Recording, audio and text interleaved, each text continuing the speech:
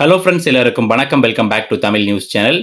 நம்மளுடைய சேனலில் அரசு ஊழியர்கள் மற்றும் ஓய்வூதியர்களுக்கு தினசரி வெளியாகக்கூடிய பல்வேறு முக்கியமான தகவல்களை தொடர்ந்து அப்டேட் பண்ணிட்டு வரோம். அந்த வரிசையில் இன்றைய தினம் அரசு ஊழியர்கள் மற்றும் ஓய்வூதியர்களுக்கு ஜனவரி 2025 முதல் வழங்கப்பட வேண்டிய DADR 4% வெளியாகிறதுக்கு வாய்ப்பு இருக்கிறதா செய்திகள் வெளியாயிருக்கு. அதே போல DA பற்றின அறிவிப்பு இன்றைக்கு வெளியாகுமா அப்படின்ற ஒரு பெரிய எதிர்பார்ப்பும் அரசு ஊழியர் மத்தியில் நிலவிட்டு வருது. இது தொடர்பான முழுமையான விவரங்களை வீடியோவில் தெரிஞ்சுக்கலாம். வீடியோ ஸ்கிப் பண்ணாமல் முழுமையாக பாருங்க. வீடியோ பயனுள்ளதாக இருந்தால் மறக்காமல் லைக் பண்ணுங்கள், நண்பர்களுக்கு ஷேர் பண்ணுங்கள். இது போல் தினசரி வெளியாகக்கூடிய பல்வேறு முக்கியமான தகவலை தெரிஞ்சுக்க நம்ம சேனலை சப்ஸ்கிரைப் பண்ணிக்கோங்க. வாங்க வீடியோக்குள்ளே போகலாம். மத்திய மற்றும் மாநில அரசினுடைய பல்வேறு துறைகளிலையும் பணிபுரிந்து வரக்கூடிய அரசு ஊழியர்கள் மற்றும் ஓய்வூதியர்களுக்கு 7வது ஊதியக்குழுவினுடைய பரிந்துரைகளின்படி ஆண்டிற்கு 2 முறை ஜனவரியிலிருந்து ஒரு முறையும் ஜூலையிலிருந்து ஒரு முறையுமா DAவை உயர்த்தி வழங்குவாங்க. DA மற்றும் DR. ஸோ இதற்கான கால்குலேஷனை பொறுத்த வரைக்கும் AICPI index, all India consumer price இண்டெக்ஸை பேஸ் பண்ணி எத்தனை % DA இன்க்ரீஸ் பண்ணுவோம் அப்படின்றத வந்துட்டு டிஸ்கஸ் பண்ணி அனௌன்ஸ் பண்ணுவாங்க. பொதுவாக வந்துட்டு தொழிலாளர் துறை நல அமைச்சகத்தால் வெளியிடப்படக்கூடிய இந்த AICPI இண்டெக்ஸை பேஸ் பண்ணி தான் மத்திய அரசாங்கம் இந்த DA வந்துட்டு உயர்த்துவாங்க.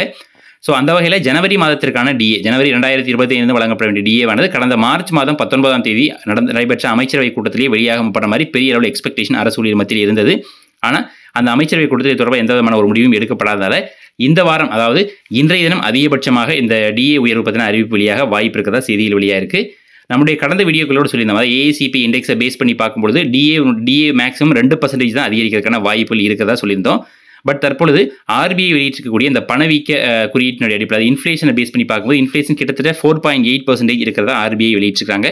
ஸோ இதை பேஸ் பண்ணி பார்க்கும்பொழுது அரசு ஊழியர்களுக்கான DADR பொறுத்த வரைக்கும் மேக்ஸிமமாக 4% வரைக்கும் கிடைக்கிறதுக்கான வாய்ப்புகள் இருக்கிறதா செய்தியில் வெளியாக இருக்கு. ஆனால் அரசாங்கம் தான் இதை முடிவு பண்ண போகிறாங்க.